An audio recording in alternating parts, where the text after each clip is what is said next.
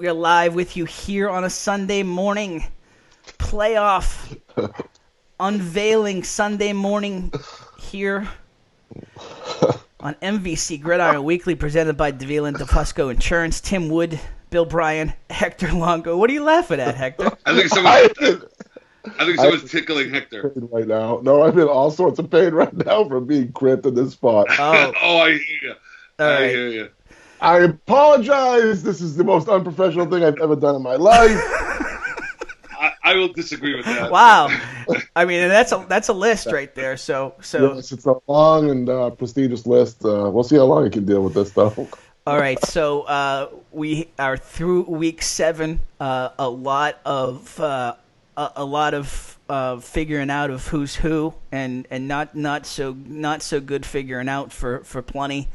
Some really interesting wins. Obviously, if you've been paying attention to Twitter and just reading the papers, the game of the week, Andover Lowell. It was just this matchup, and we'll talk about it more in depth. But I mean, this matchup, guys, is just it just magically seems to produce insane games. You know, like going in, wouldn't you have thought that Andover was going to beat the team pretty soundly, beat Lowell pretty soundly? I mean, on paper going in, you would think Andover had it kind of going. Yeah, the way right they now. got, way they got it going. All of a sudden, Lowell made it life or it was just all out life or death kind of thing. Last play of the game, craziness, just absurd game, incredible game, amazing game. Game wasted on a Saturday, should have been a Friday night, right? I know. Right? Just another, in that long line dating back to that 27 overtime game or whatever the heck number it was back in the day. I mean, you're talking. We'll talk about that because I've got the history there. It's pretty crazy. So we'll talk. Those two teams, they get on the field. All of a sudden, it's just just nuts. Things just happen. Wild things, nutty things, and this was like one of the better decisions on my part. I after the Methuen Lawrence game, I beat feet over there because I was watching Dave Willis's Twitter feed and seeing that it was tight. Like you said, I was not expecting tight in that game, other than the history of like we've talked about. But sure. So the end of that game from the block punt on was just it was everything. And I said this on Twitter, like we're so divided these days in the politics, and sports is like the grand escape. It's like the security blanket, and it's awesome in that it just every time you think you've seen everything you're gonna see, you haven't, and there's something you just couldn't even script. And Brown's run there. I mean, even I'll go back to Tig, and we'll show you both play. I mean, go back to Tig's fourth down dive. Like, I mean, he had 5 guys crowded right around him and found like a little wedge to be able to dive and keep his knees off the field. It was the end of that game was just it was everything as a sports fan you hope for. If I'm Andover, I don't want that game film getting out. Obviously, they lost to Central, but how Lowell stopped their ground attack for that long is going to be interesting for their next opponent, because I don't know how they did it. You have that's been their ability is they their core. They didn't stop it. It was just kind of like Patriots defense, Bill. It was like before this season, all this insane Patriots defense, like bend don't break between the 20s. It was. And that's what it was, back and forth all day. I mean, Ramos still got his yards, and Brown had a good stat day even before that last drive. So you have the Andover Lowell game. They're both going in the playoffs. So let's just get into the games rather than doing the overview. Let's talk Andover first. Put up the slide here. Andover wins its third straight to enter the Division I North playoffs as the number 3 seed. Scott Brown, a 44-yard TD run as time expired to pull off the incredible win. Let's play that run, courtesy of David Willis from the Eagle Tribune.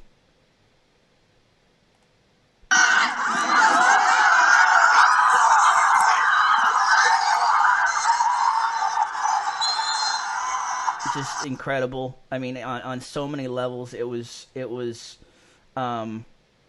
You have the guys chasing him, and then Dave Willis and I are standing right there, and you're watching it come at you, and you're like, wait a second, that guy's got to turn around to make the tackle. He's not turning around, and then in the last second, you got the little kid chasing him, almost chased him down. Almost made up 10 yards on him and almost chased him down, but Brown dives into the end zone for the win. You see it on the scoreboard. It was as the game was over. Just an unbelievable play. Michael Slayton, 6 catches, 129 yards, 62-yard touchdown catch, and a huge play in that last drive where he almost he almost broke it. Brown hit him on a third down rollout, and he had one guy stepped out of bounds, but he almost broke that one. Brown, as I said, 189 pass yards, TD pass, 9 carries, 45 yards, TD run. Josh Ramos, 17 carries, 105 yards, a 28-yard TD run. Brendan Teig, 41 pass yards, 98 rush yards, 2 TD runs, including this one we're going to show you right now. This is what we thought was going to be the game winner. It was just a phenomenal play. Ty's playing quarterback because their quarterback is still recovering, still hurt. So here is Ty's 4th down, and Andover had made a phenomenal play to keep it 3 straight plays on the 1-yard line before this play. Before this play, I say, right? And then we can't find it. Hold on. Before this play. Before this play. So I mean this one. No, this one. I mean it. This one. It was just it's one of those situations where you're just looking at it and you're wondering how does this play out? Here we go. Here's the Tigron.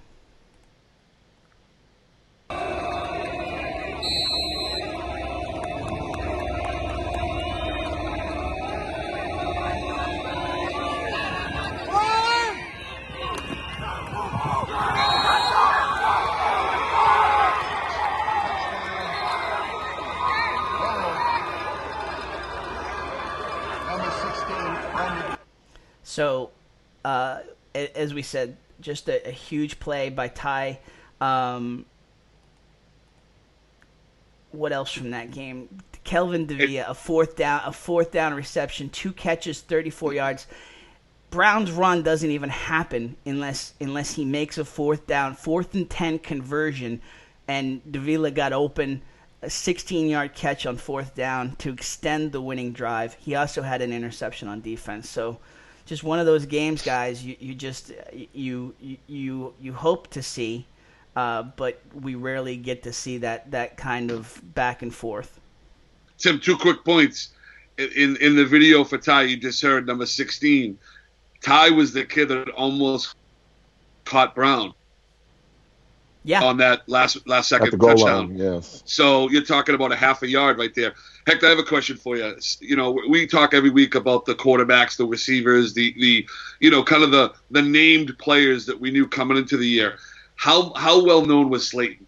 To me, he is probably the most important talked about name. Each and every week, he is a beast on defense, putting up yards on offense. To me, he's like almost my unsung hero MVP of the year. You know what I mean? Yeah, like if you watched them play last year, I got to see them a couple times. He was the guy who flashed on defense all the time. You know, you just saw it, kind of their heart and soul type of kid, and it just showed early that that was the kind of player he was. Tim, getting back to the Brown run, and again, thanks to Dave Willis who did a great job on that video from the trip. Don't you think there were 7 coaches on the bench screaming, "Throw it, throw it, throw it"? As he throw it, and also once he starts to scramble, get out of bounds. Right, right, either one, right, one of those two. But once he commits to go downfield, you're all in on that play, right? It's all or nothing at that point. He gets not lucky, fortunate that they're in man coverage, so no one's really looking at him, thinking he's going to run. And why would you? You want to make sure your guy doesn't get behind you. And the rest of it was just sheer athleticism. That kid can fly, man. I was saying to Bill, he got up the field fast. That was as quick a 40 as you'll see. Absolutely, you know? He's very fast in general. Well, as a freshman, he's either 13, 14, or 15. You don't really know anymore how old these freshmen are, but so to say he's got to do this, get up. I don't care. There's 18-year-old, 19. There's college kids that don't get out. There's pros that don't get out of bounds. Right. So for him to do what he did was an amazing play. Yeah, that was a spectacular high school play in any sport. You know, that's one of those top 10 special plays you'll ever see in your lifetime out of a high school game. It really was. Yeah, absolutely. And so, you know, Dave being the professional he is, he got the whole thing. Here's what I got. And somehow this still got 2,000 views on Twitter, which just blows my mind. But basically, I got trampled, and I got the celebration in the end zone, and then ran for my life. So, great job there by Scott Brown. Let's hear from him. We've got some interviews from after the game. Let's hear first from Scott Brown. MVC Gridiron Weekly. Just tell me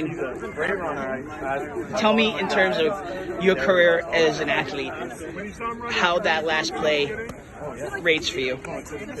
That's got to be up there. I'm going to go with number 1 right there.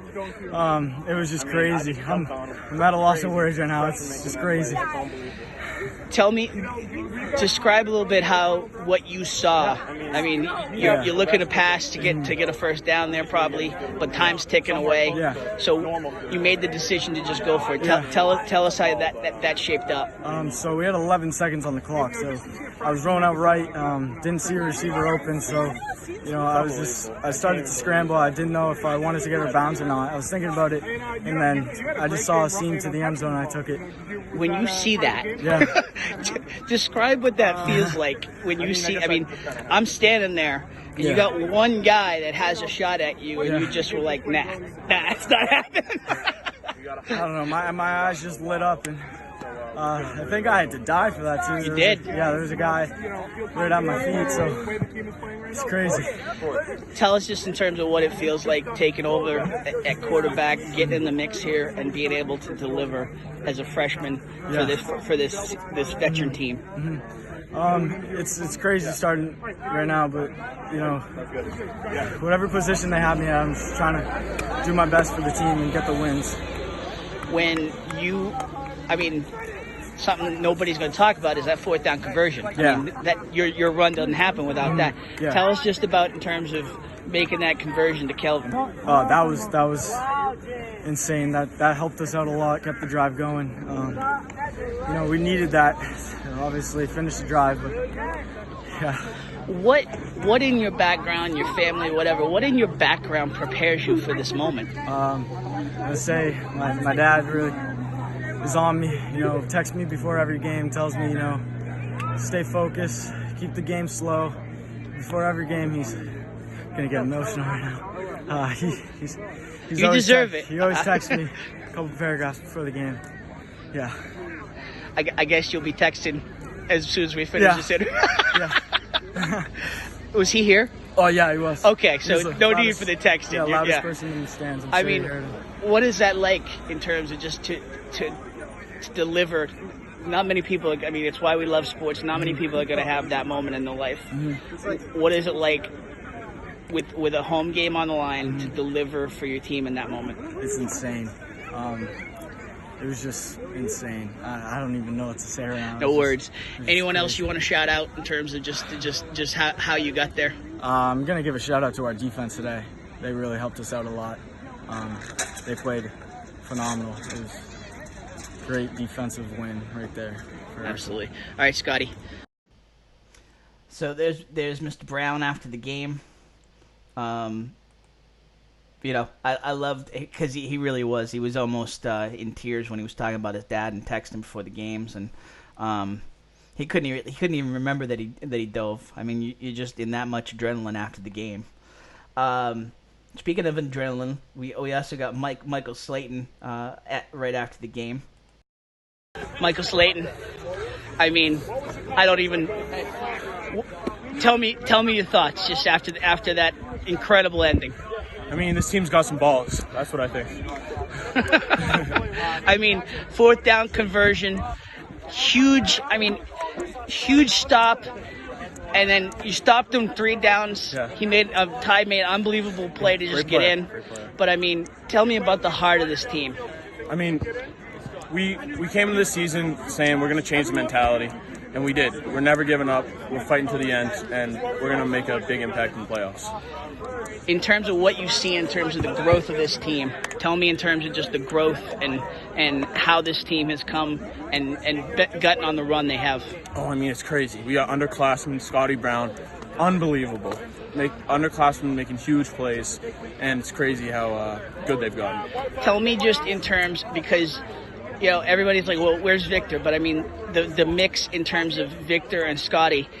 That could break down a team in terms of making that switch, but it seems like you guys just keep rolling. Yeah. I mean, whoever's in there, we're gonna play with. I mean, next man up.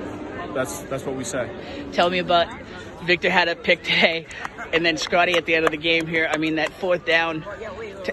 I mean, he had a huge 4th down conversion, huge pass to you. Yeah. You were like you probably felt it. You were like a half a step from breaking that. Oh, yeah. Yeah, I got hit out of bounds at the end, but yeah. He's a great player, man. Tell me about that play, just in terms of... I mean, I saw him rolling out. I knew Scotty's a runner. I didn't know if he was going to run it, and I was going to have to block, but he stayed in the pocket, so I found open space and towards the sideline. How do you feel just heading into the playoffs here?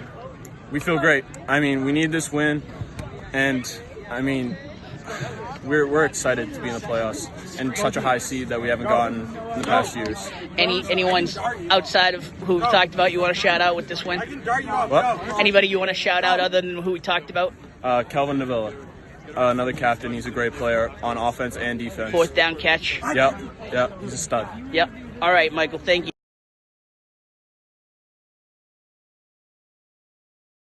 Finally, we got EJ Perry here.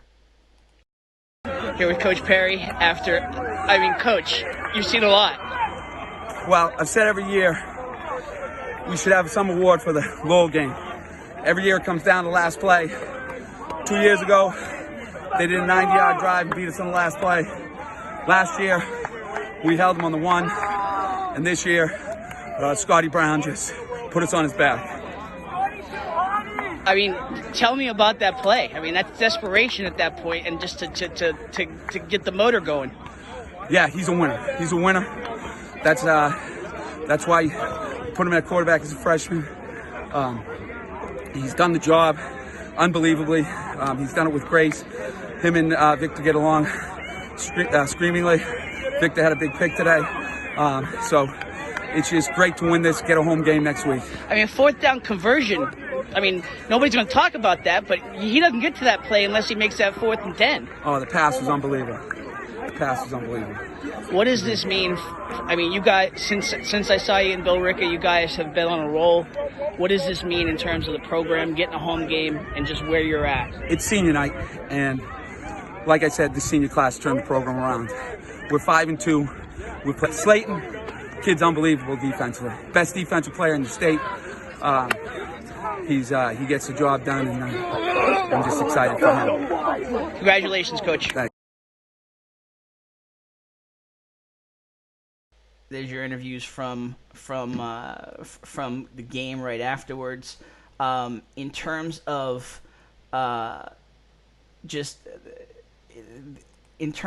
Hector, talk to me in terms, because there's parts of this that you don't want to invade in terms of the post game.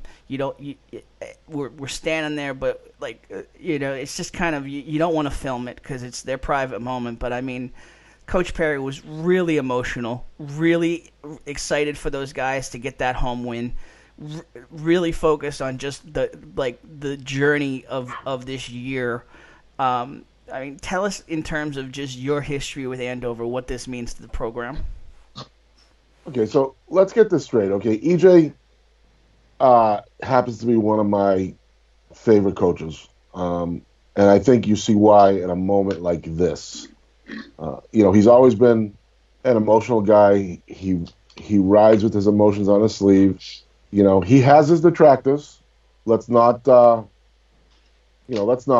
sugarcoat things. He's had, he's been at different places, and he's had some people take some shots at him.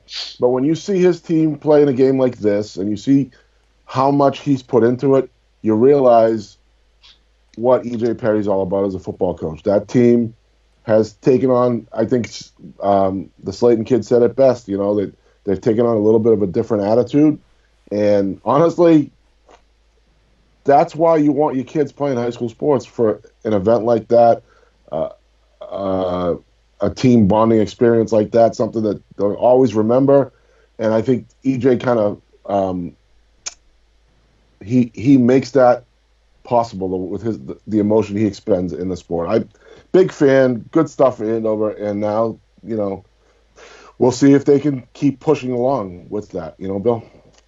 No, and I think one of the things that popped out for me was him mentioning Victor Harrington, who was, kind of one of our premier guys last year, quarterback, sure. And to lose your position is not really known in high school. Usually when you're that good and you're an all-star, you don't lose your spot. And to hear that's life, and to hear Victor had a pick and they're getting along, that to me is a lot more about that experience and having a really good coach to make sure your team doesn't split or divide when you have that type of not to say controversy, but just situation happen with your quarterback, your leader.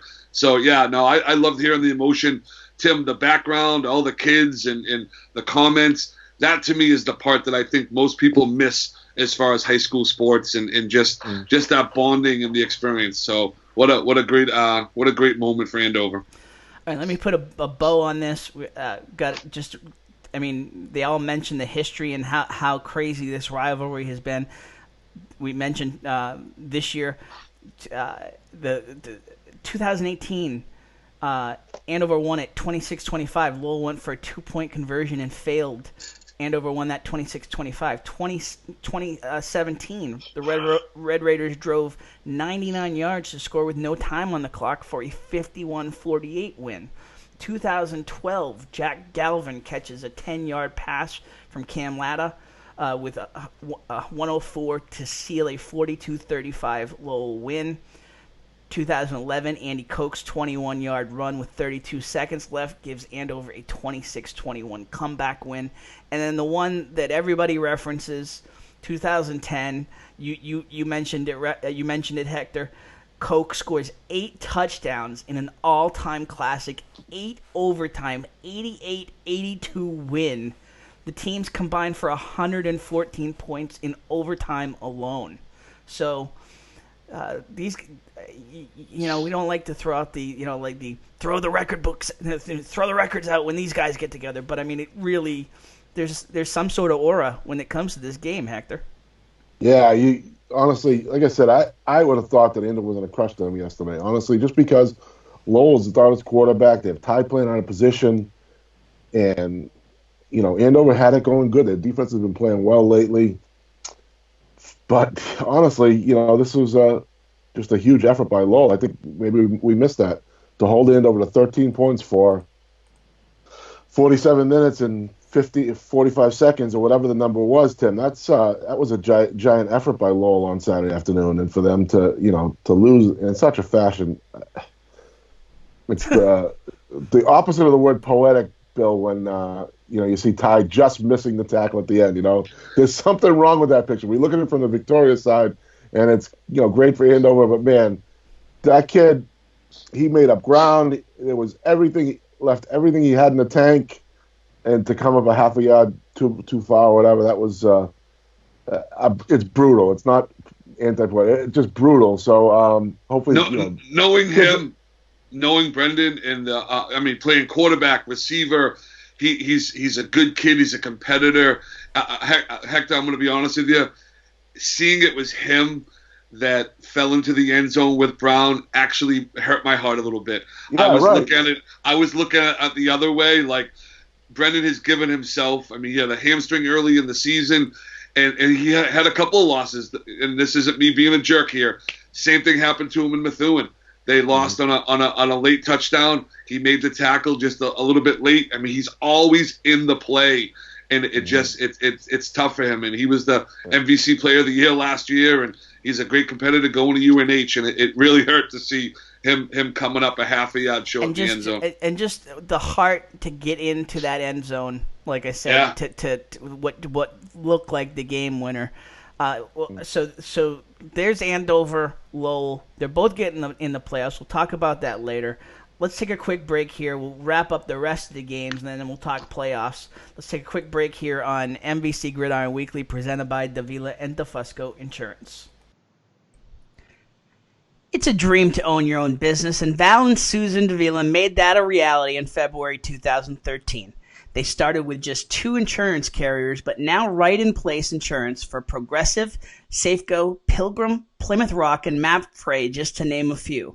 Need auto insurance, renters, commercial, or home? I just asked Val and his crew to find me a better auto and home insurance deal, and he connected me with Plymouth Rock, where I'm saving more than 40% over my previous insurance. Now, your results may vary, but give Davila and DeFusco a try. They pride themselves on having lifelong roots in the Merrimack Valley. Put their experience to work for you. Visit them at 225 Broadway or call 978-241-7950 for a free quote, or check them out at daviladefusco.com. Big shout out to the folks at AFC Urgent Care, Lisa Williams and her team over there. AFC Urgent Care, the right care right now. You'll never need an appointment. Got that persistent cough and cold, that cut that needs a few stitching, or need a sports physical and don't want to wait weeks to get into your primary doctor? AFC's streamlined approach helps you be seen quickly and feel better fast. In Methuen, in the Merrimack Street Medical Professionals Building, 380R Merrimack Street, in North Andover as well, in the Burton Grill Plaza, 8 to 8 Monday to Friday, 8 to 5 Saturday and Sunday. Go to afcurgentcare.com for more details. Back here on MVC Gridiron Weekly, presented by Davila and DeFusco Insurance. Tim Wood, Hector Longo, Bill Bryant, and you. Let's get into the other the other interesting game from Saturday. Methuen Lawrence. Lawrence, a lot on the line, playing for a shot at the playoffs. They end up beating Methuen 36-14. So I in an effort to get into the 8th spot, we'll talk about that later. Jacob Tamayo, 157 pass yards and a TD, 115 rush yards and 3 TDs on the ground. Marco Wilco, 6 tackles, a sack, and interception, all in the first quarter alone. Isaiah Richards, 3 catches, 77 yards, 31-yard touchdown catch. Vinny Schmidt, an 8-yard TD run. Sergio Mendez, 5 rushes, 30 yards, 2 catches, 18 yards. Bill, this was one where just like on paper, people were saying, okay, Methuen's going to get it going, but from what we saw from Lawrence, from what we saw from Methuen, I don't know if I was surprised by the end result here, and it's hard to say that as a Methuen guy, but Lawrence really played their butts off in this game. No, they did. It was a story of one team showed up ready to do whatever they needed to do to win, and another team, Methuen, showed up still trying to figure out who they are. And to be quite honest, there's still a lot of talent on the field for Methuen, and it's really disappointing and hard to watch. I mean, you still got to play the game, and I'm at a loss. I'm not even enjoying watching the effort. Even like pregame, when the coin toss and the teams kind of come together, they had just no energy. There was no just let's go play high school football. Forget about the injuries and the 5-6 seniors that are out and all that. Go have fun and play. They just don't even look like they're having fun, and it's sad. And I don't know what they're gonna do. They got a huge game in Andover. It's a playoff game. Their 4-0 start obviously put them in this position, but man, the coaching staff and those players have to figure something out to show up and actually play some football. I mean, Hector, we saw, injuries happen. And so we saw Radulski step in. We saw Mike Lupoli step in for Brett Baker this week. It's not happening in that same fashion for Methuen. Well, I'm not saying this because Bill is in the room with us now, but I think we're seeing how big a part Connor Bryant is, or has been to that football program.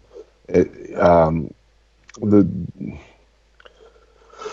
drop has been precipitous, and the kid was such a big part of that program. Maybe they're still in shock, is what you can think about. I know it's been weeks now, and you got to get over it. You have to turn the page. I'm sure that's something that Tommy's been trying to drive home with those kids, but it's not easy. It's just not with a kid of Connor's impact goes down like that.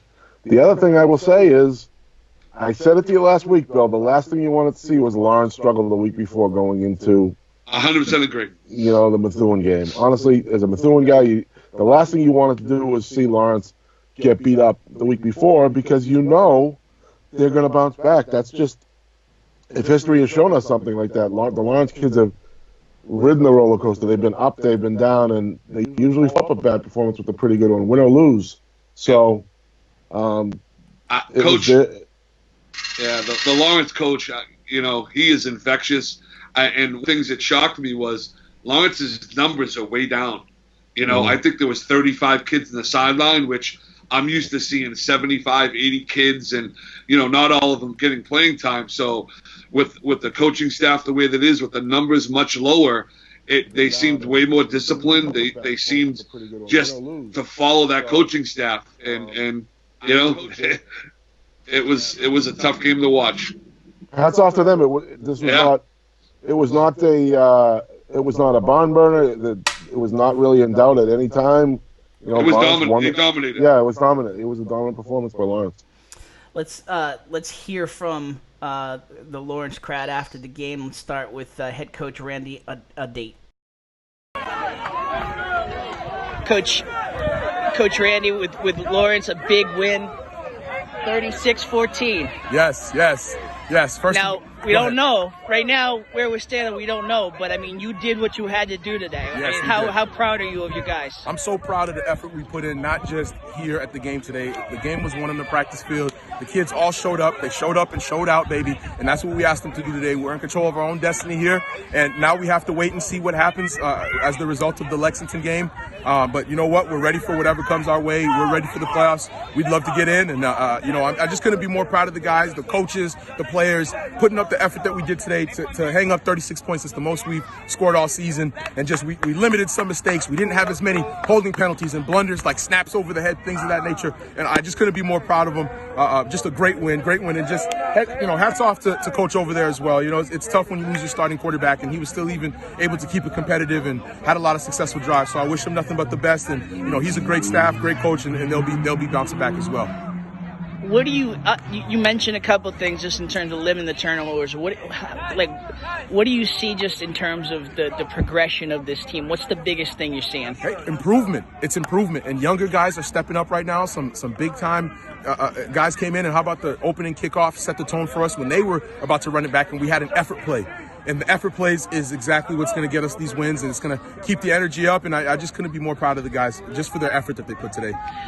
Outside of the guys that are going to show up on the stat sheets, who's the guys that you want to make sure get some love? Hey, so how about Wilkel Lara returning back to the game? He had an elbow injury, very severe at practice. He had a brace on, hadn't been able to practice all week, but jumped into the lineup, was able to help out the offense a lot, and he's a very selfless person, a lot of good blocking. the offensive line, with all the protection that they offered Jacob today and his ability to get the ball off quick, and how about them going no huddle up and down the field, being able to run it and then go back on defense and have some big time sacks. So on the offensive side of the ball and defensive side of the ball did really well. A name you don't hear a lot, Mark Wilmo, came up big today, 75 with some sacks and some big time plays, had an interception even, the big man. So how about that one? So, we're very excited about it. Couldn't be more proud of the guys, with the effort they put in today. So I'm catching you at good spots. We did the extended interview after the win. Now, you want me to just travel with you now? Just travel with me. We're going to get you a Ransom shirt. I got a hat ready for you, waiting for you, baby. All right, just come on with us. Congrats, Coach. Thank you so much. Great Thank you so much. All right, that's hold on. What just happened here? I think Hector's has about 8 things to say right now.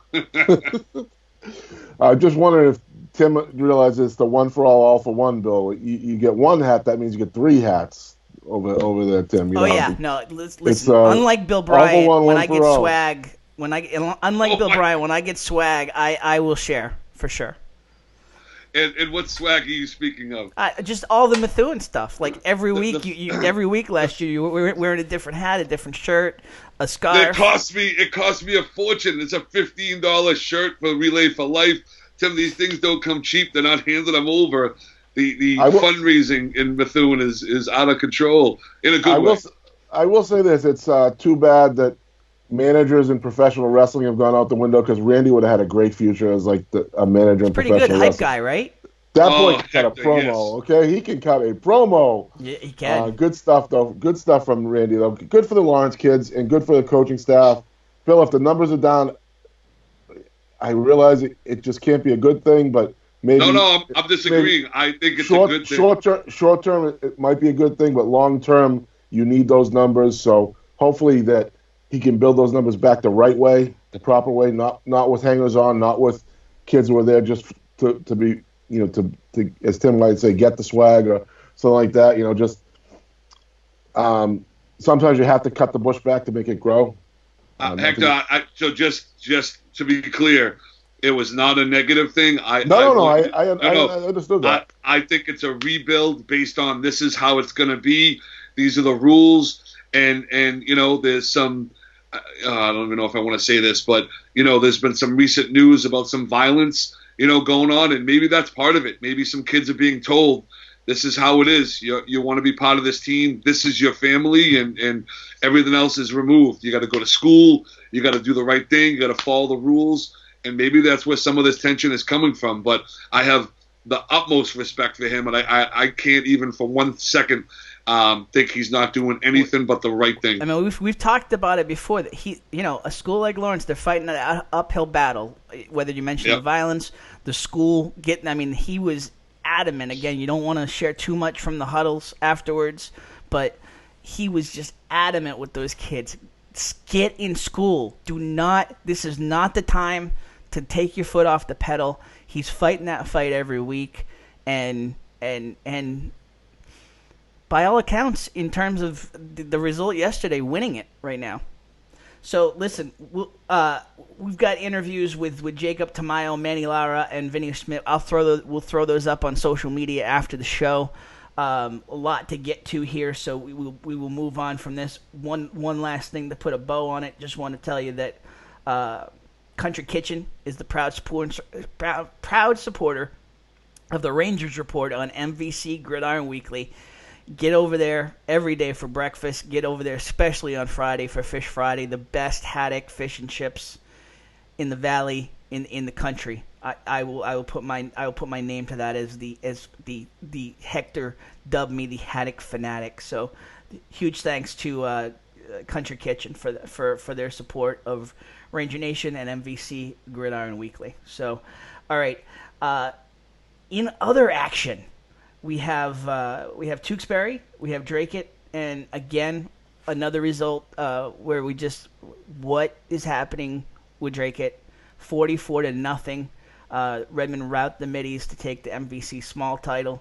They held Drake-It to minus 14 rushing yards and 37 yards total offense, forced 4 fumbles, a safety, and 2 sacks. Jake Kaiser and Adric Green recovered fumbles.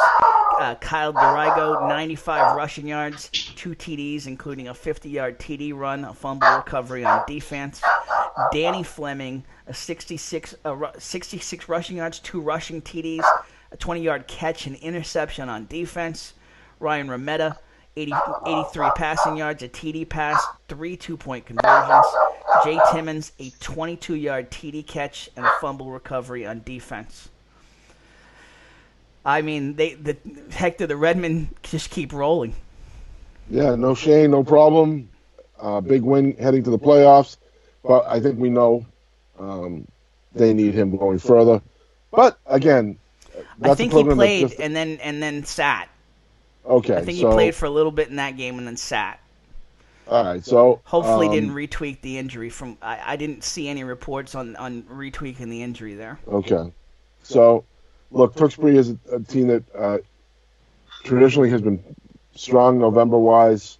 No reason to think that they're not poised for a big thing, and they took care of business. You put a shutout up against anybody, it's a big deal, and they took care of business. Just a good win for them. But I mean, as much as we want to say in terms of Methuen and our bewilderment with Methuen, just in terms, I mean, there's a reason there. Not just, and by the way, Bill, because I'm blanking, the other key injury for Methuen. Matt Martino was starting running back, Yeah. defensive end, outside linebacker, senior stud. Was played most of the Tewksbury game or half the Tewksbury game. Also, Josiah Concepcion, a junior defensive tackle. You didn't quite know how much of an impact he was making. And there's been other key injuries. Yesterday, I think 2 seniors played. So in the junior class doesn't have a lot of depth. So Methuen is very sophomore heavy. So, there's not that on the field leadership. I think Draycott's in the same boat, though. I think Draycott's had multiple key injuries, and they're a smaller school. And I think they're in the same boat. And it just, that's where the Lawrence thing is so impressive to me, because at any point, Lawrence could have just gave up and just started to fold, and they don't. And that's where you got to give their coach a ton of credit. Every week is a new week, and they're showing up to fight. And I think you see Draycott and Methuen just kind of at a loss and just no energy and no life. And I think we're going to talk about the Barica game next. And I think they're like in that same boat where week in and week out you don't know what you're going to get, and it's kind of scary.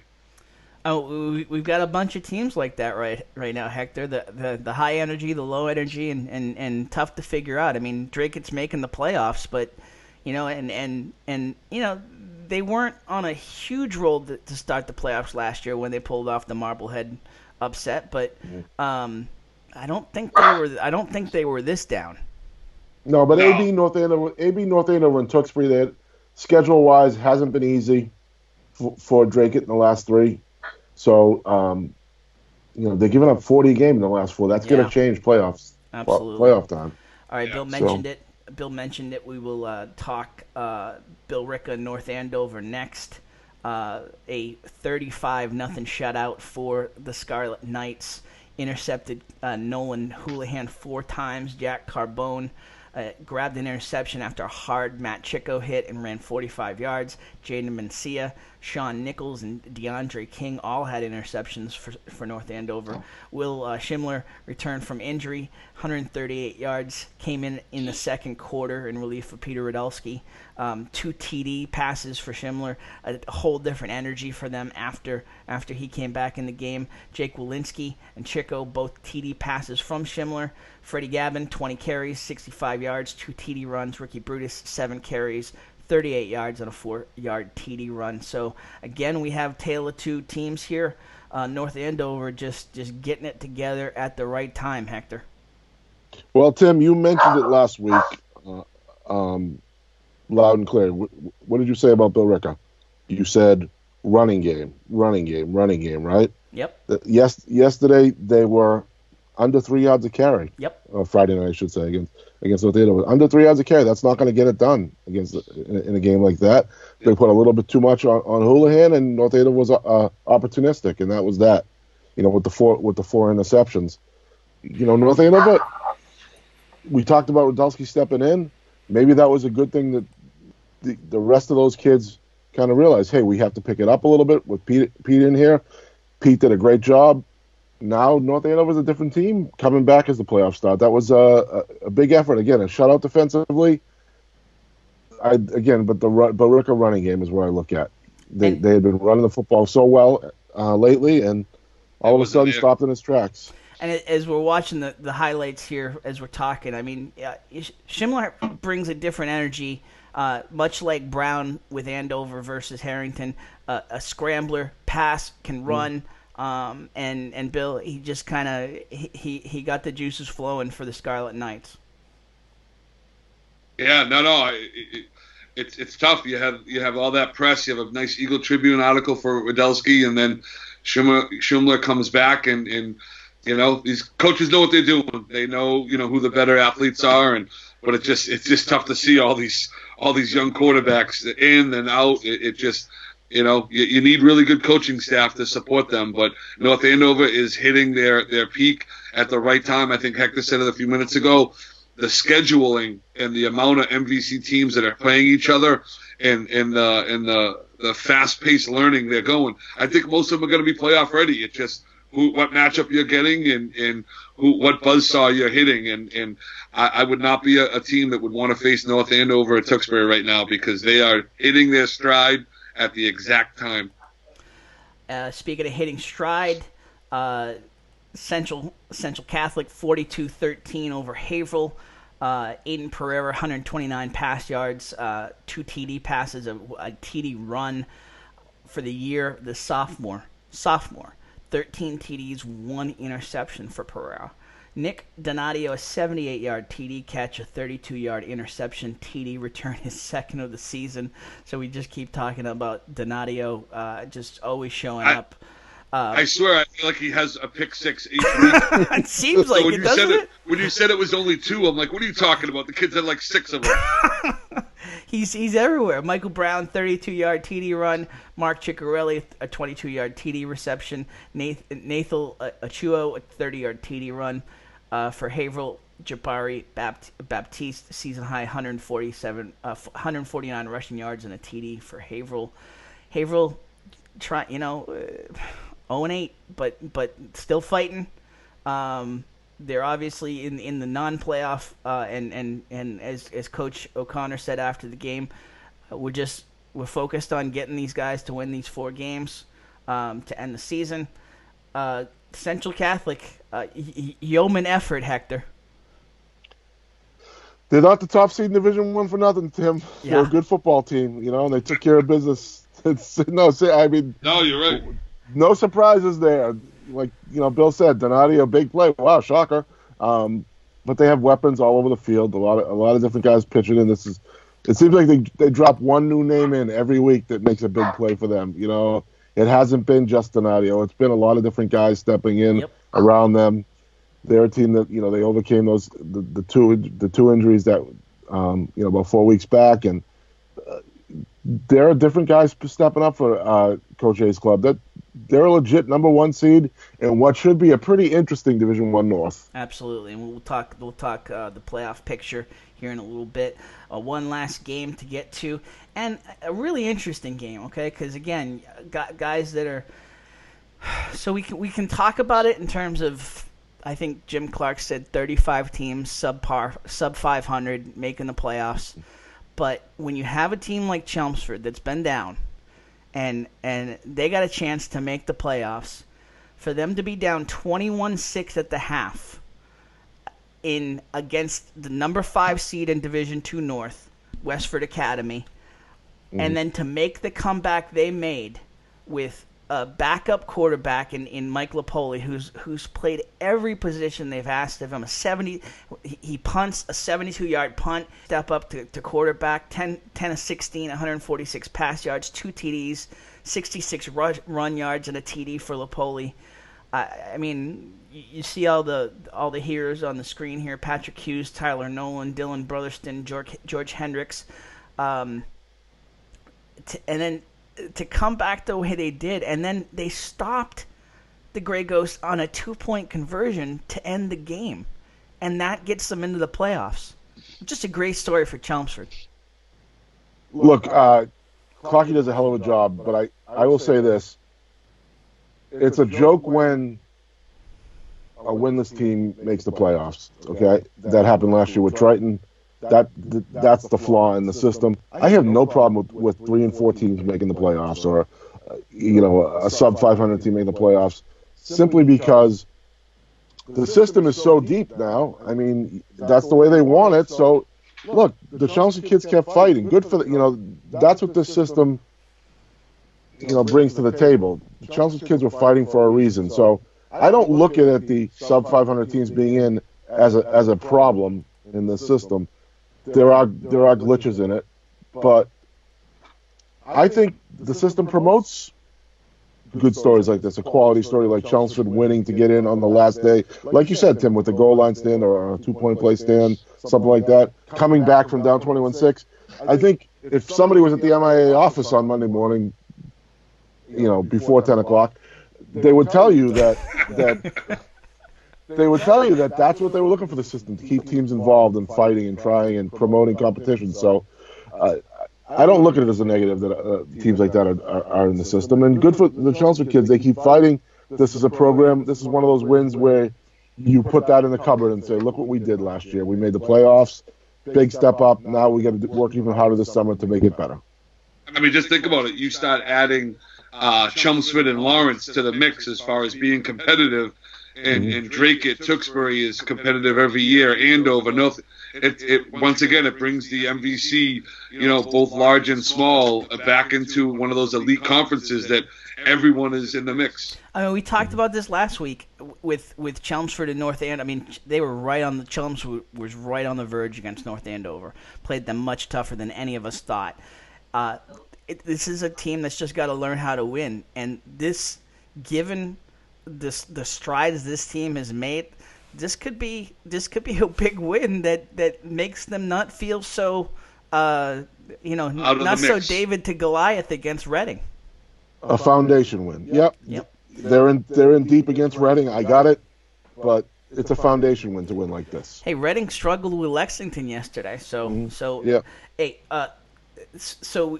In terms of the heroes, let's talk to the hero from this game. Lucky enough to have him join here on a Sunday morning. Let's talk to Mike Lupoli from the Chelmsford Lions. All right, here on MVC Gridiron Weekly, thrilled to have our second. I don't want to call you a victim, Mike, but like our second player that has been willing to get up on a Sunday morning and do Skype with us. Mike Lupoli from the Chelmsford Lions. How are you this morning, sir? I'm good. How are you? Very good. So, really excited to be talking to you. We've had you in the honor roll a bunch of times, and been following what Chelmsford has been doing. Talked to Coach Peterson a little earlier in the season. I guess let's just start with tell us how that Westford game played out. I mean, you knew you had a shot at the playoffs. You got down. How do you keep that team together to the point where you guys made that comeback and then the huge defensive stop at the end? Well, we all know each other. We don't give up easily, and it started out slow, but we just needed to get in the groove. They came out with the 2 scores, and nobody was feeling down, and we just kept playing our hardest. You've been a leader in a lot of different roles for the Lions, but you haven't played quarterback since freshman or since JV, and tell us how that came together with Brett Baker getting injured. Well, my coach asked me to play in the JV game earlier this week, and I just went in there, played my hardest, and when we went into practice, he put me in there, and we kind of eased down on the plays, and I was fine with understanding all of them, and it felt good all week. Now, how is that? So you played the JV game. How is the stepping up to the varsity game? A little extra nerves, or are you just kind of a veteran to these situations at this point? Well, yeah, I was definitely nervous in the beginning of the game, but once I got in the groove, I felt completely fine. I mean, it certainly showed in terms of the performance. In terms of just how you saw your guys respond, being down, and the comeback, the defensive stand. I mean, just tell us in terms of just having played with. I mean, you've probably played with these guys since grade school, right? Yeah. I've played with all the seniors pretty much my whole life, my whole career, and seeing a few guys get down, I knew I had to step up and get them back in the game, and everybody bought in, and it ended up paying off. I mean, you guys were right on the cusp against North Andover. I mean, you played them incredibly tough. Do you feel like it's just a matter of kind of learning to win in terms of just what you guys have faced the last few years? Yeah, for sure. That North Andover game gave us a lot of confidence, and we just knew that if we played like that every week and had the practice week we had, the results would sure come out positive. Now, a lot of coaches obviously talk about it, players will mention it. Tell us in terms of what you mean by had the practice week. Is it just you're reading, you're kind of seeing the energy levels, you're seeing the attention to detail, the way guys are pulling off plays. What is it in terms of when you say we had that practice week? It's like no messing around. Everybody knows their position, what they're doing on every play, and we're dialed in every single day of the week. And we know when it's time for messing around and being serious. Who are the guys you've been playing with the most since grade school that just kind of sharing that moment against Westford meant the most to you in terms of sharing that with? I'd say Patrick Hughes, Liam Gillette, Dylan Brotherston, Tyler Nolan, Jake Chasen, and Sean Stackwell. Nice. All seniors? One of them is a junior like me. Okay. Stackwell. So, in terms of where you guys are at now, you're gonna get the number one seed here, but how are you feeling in terms of where the team's at?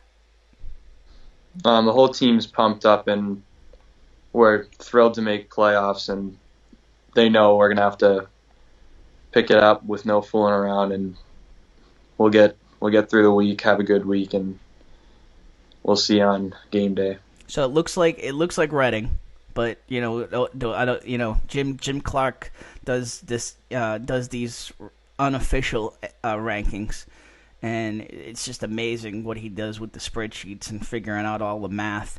And he's rarely wrong. It's kind of like the NCAA bracketology guys, Joe Lenardi, or he's rarely wrong. So I mean, it looks like Reading right now. Reading struggled against Lexington yesterday for a lot of the game. It kind of where you guys are at versus where they're at. I mean, do you go in feeling like the heavy underdog, or do you go in feeling like we're riding a high? If we just click, 8 versus 1 doesn't matter. We all know that other teams will look at us like the underdog, but we know we can play with pretty much any team when we're all giving it 100%. We're talking to Mike Lupoli here on MVC Gridiron Weekly. Chelmsford pull out the 28-27 win over the Westford Academy Grey Ghosts. The Battle of 110. Am I getting that right? Yeah. And that was the first year that they had this trophy. Yeah, first year. That's pretty cool in terms of being part of that history, right?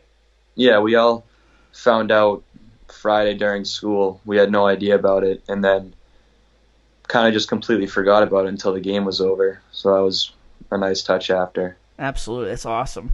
In terms of, tell us a little bit in terms of your journey, what you've seen in terms of the football program. Chelmsford's got a proud tradition. I mean, just rabid fans, win or lose. And tell us a little bit in terms of what it means to play for Chelmsford and just getting back on the winning side and getting into the playoffs. Since I got here when I was younger, haven't really been on a winning team. It's always been fighting through a season, never quitting. So my freshman year, the varsity team had a pretty good season. But to see all the adversity we've come through and all the fighting we've had to do to prove people wrong, it feels nice to just give that little extra win to show that we're on the right path. Now, you're likely playing quarterback next week. Yeah. Fair to say. I don't want to give away too much in term, but I mean, Brett's injury is probably a couple weeks here. Yeah. What do you feel like after this week with the JV game, the Westford varsity game? Where do you feel you need to improve? Just kind of a quick glance at the tape so far. I'll need to work on ball security, and during practice we'll have to step up more, like hard plays. Like I'll have to go into my playbook, learn everything, because we're gonna have to step it up play wise, so it's not as simple. So, in terms of just the guys, as you mentioned, that group of guys, how did you, what was the motivational speech before the game? Without getting too much into the locker room, you guys knew that you were right on the cusp here in terms of the 8th seed. What did you say to him in terms of just kind of fighting through all these injuries and grabbing this playoff spot? Pretty much that all of us have been playing together our whole lives, and that very well could have been their last home game in that stadium. That meant a whole lot to them, and showing out for the town, we all know we needed to show up that game. I got to imagine there's a little excitement in the town getting back into the playoffs here. Again, I mean, just Chelmsford, just a great tradition in terms of football, and there's been some down years, but I mean, you guys have always fought. So to get back in the playoffs, I got to imagine there's a little excitement in town. Yeah, for sure. Town definitely, more people believe in us, and they know that we're for sure on the right track, and we'll see what we can do. So, do you walk into school with a little bit more swagger on Monday? You know, QB1 with the I gotta smile. All right, I gotta smile. Do you walk in with a little bit more swagger on Monday, or? I don't think I'd call it swagger. Just what's up? Just pleased that yeah. Just happy that we got the win and just keeping it all business. Yeah, I mean it's like you got to shut it off. You got to shut it off, obviously, and get on to the business the next week. But I mean, you are allowed a little bit of happiness considering all you've been through and all the team's been through. You guys, you guys deserve it for sure. Thank you. Absolutely. So, you've like what do you do when you're not playing football in terms of what other sports have you played? You mentioned you're going to play rugby this spring. Yeah. We have a little CYBL league for basketball, and I like to mess around there with my friends. And then off season, I'll just be working on my game for next year, and pretty much I won't be sitting around or anything. I'll always be working. Yeah, I think the family ethic kind of won't let you sit around. Right? The work ethic's a little strong with the family. So, yeah. what's it meant for the family? Just in terms of your parents and your whole family, just getting to see you at quarterback, getting to see you win. It was a little rough patch where earlier this season where I was at wide receiver, and it was just a quick little patch of just me having to work harder and make a difference and get that starting job. So I mean, in terms of just inside the Lupoli household, I mean, is a little excitement after just getting to see you at quarterback, and I mean, you've been a leader for him every week in every role, but I mean, just whether, I mean, you had a 72-yard punt. Am I remember that right? Yeah. I mean, whether it's punting, whether it's kicking, run plays. I mean, you're now QB. I mean, you're everywhere. So, but I mean, just to get that W. I mean, how's your family been in terms of? I mean, did you get a little extra love at the house? Well, yeah, they're thrilled. My cousins came into the game. They were very happy for me because they know I've been going through a little bit the past few weeks. But definitely feels good to get on the field, make a difference, and help the team out. Absolutely. In terms of who do you want to shout out before we let you go? And I mean, we got you up on a Sunday morning here and you're doing the video, which is awesome. We really appreciate it. Again, Mike Lupoli from the Chelmsford Lions. Chelmsford heading into the playoffs as the number 8 seed. Who do you want to give a shout out to? For sure, my parents. Every week, if I came home a little annoyed or down, they definitely get me back up and just find ways to make sure I make it through and just keep fighting and not giving up. All right, throw their names out to officially give them the love.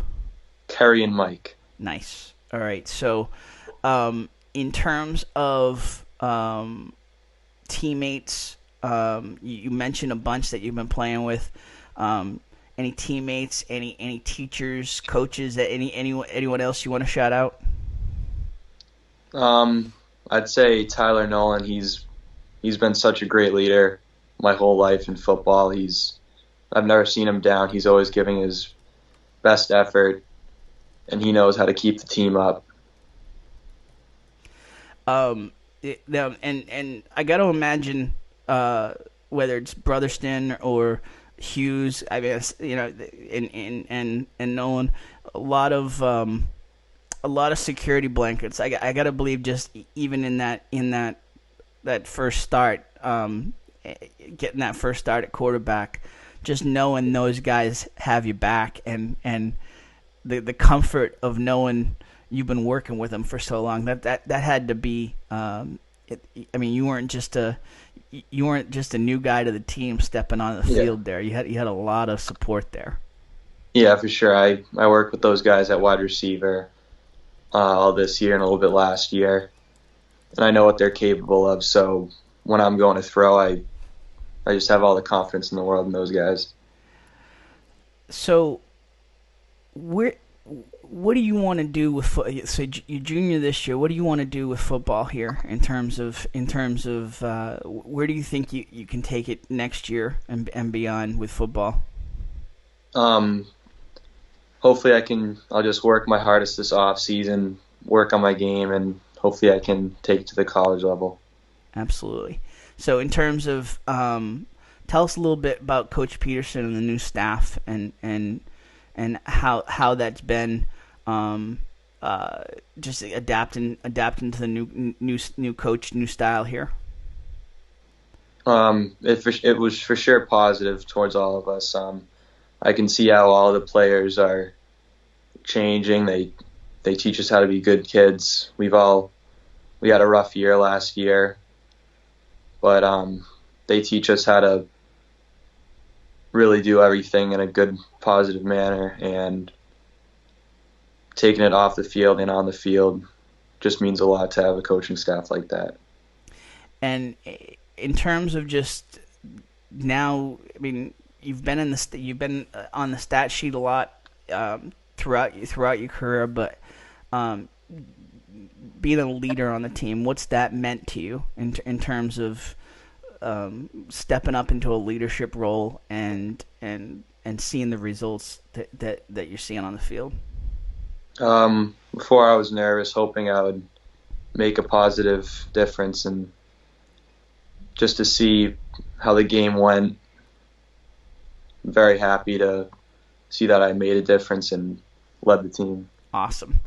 All right, Mike, I mean, listen, huge appreciation for you coming on the show. The Chelmsford crowd, anytime that we mention Chelmsford, anytime there's been when we had Coach Peterson on the show, that was like the most down. In coach interviews, not everybody wants to see the coach and watch the interview, but that was the most downloaded interview. And anytime we've talked to Chelmsford guys, so I mean the support's huge, and so we're thrilled to have you on the show. We're thrilled to be talking Chelmsford football, and we wish you just nothing but the best of success here next week and finishing out the season. Thank you very much. Absolutely, sir. Thanks for joining us here on MVC Gridiron Weekly. No problem. It would appear that Bill just fell off the couch. Live broadcast, folks. That's how it goes. We'll take a quick break. Is Bill okay? Everybody's big sure okay. Most of it was off camera, but we got to see it. So, hey, huge thanks to Mike Lupoli from Chelmsford for joining us. We'll take a quick break. We'll talk playoffs right after this here on MVC Gridiron Weekly, presented by Davila DeFusco Insurance.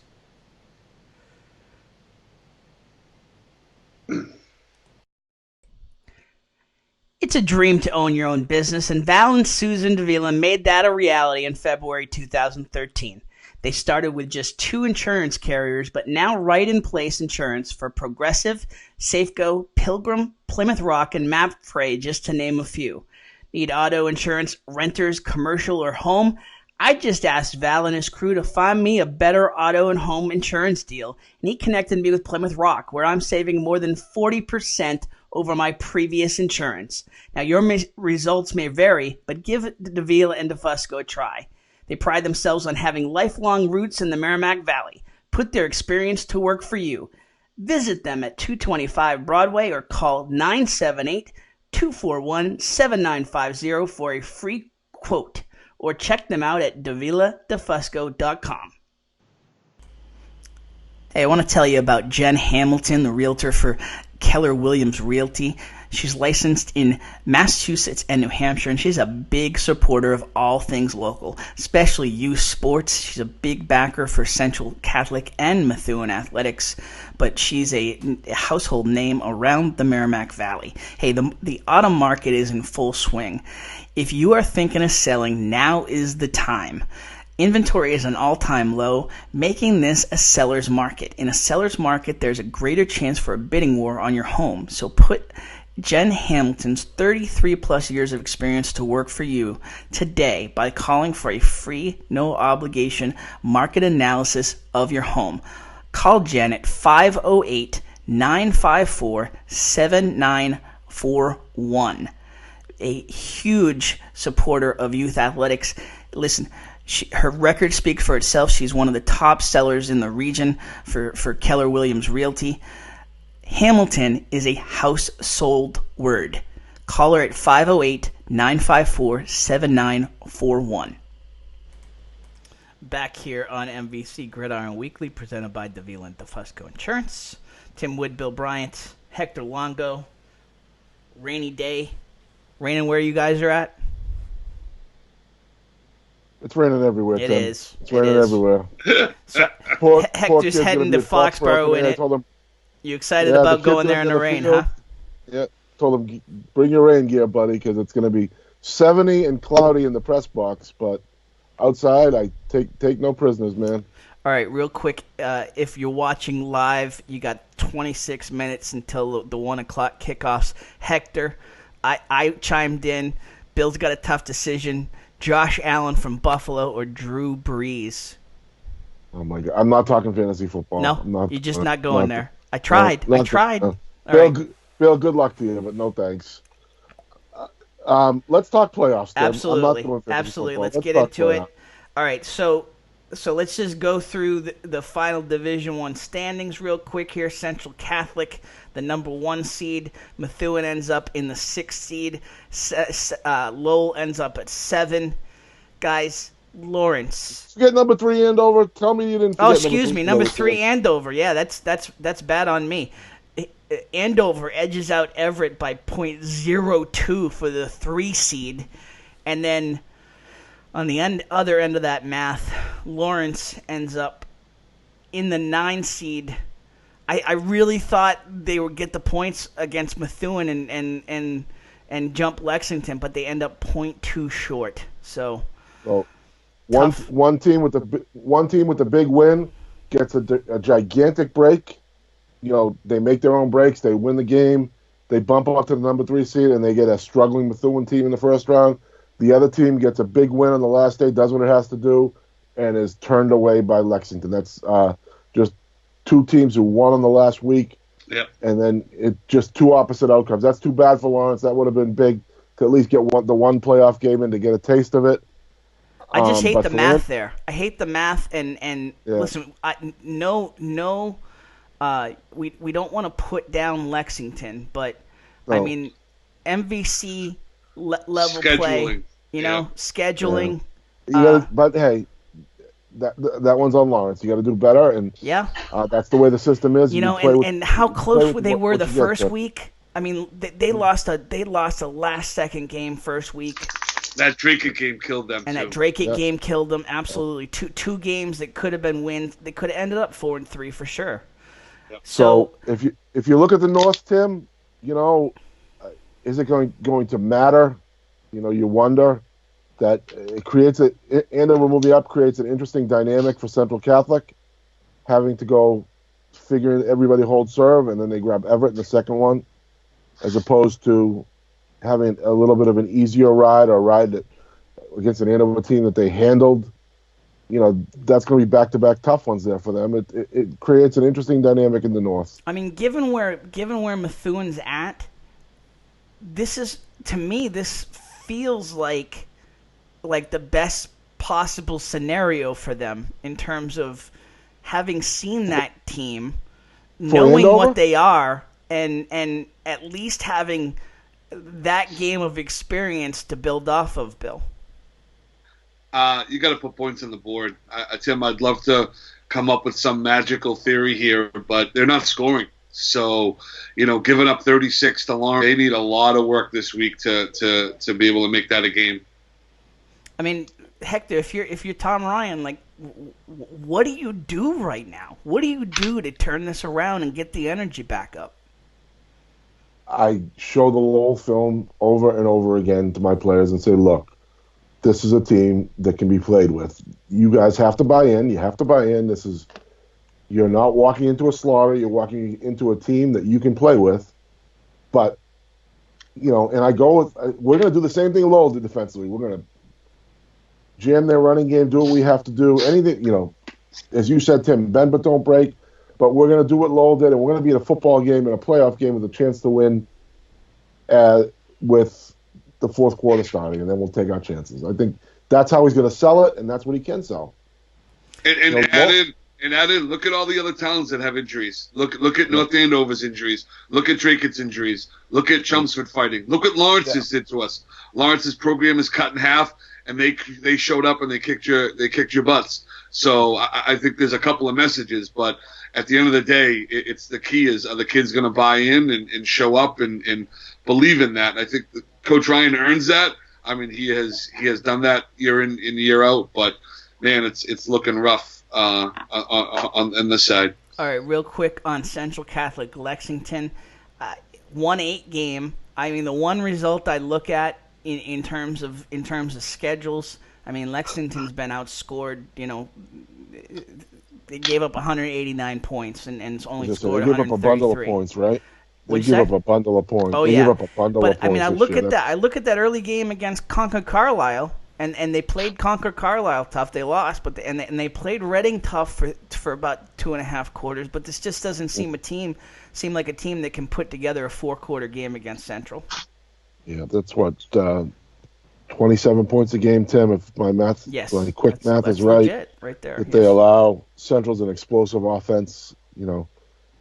That's a game Central should win if you look at it objectively. I would say have a chance. It was a crushing loss to Lowell. So can they recover that quickly emotionally?